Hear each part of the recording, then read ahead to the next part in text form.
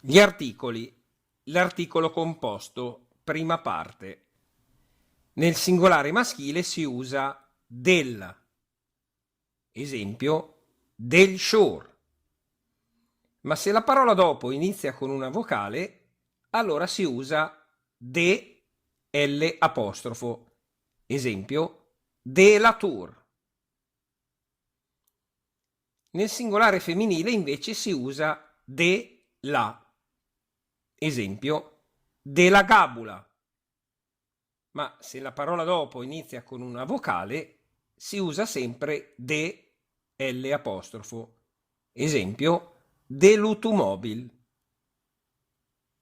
Nel plurale, sia maschile che femminile, si usa sempre di. Esempi, di atur, di shuri, di automobile, di gabul.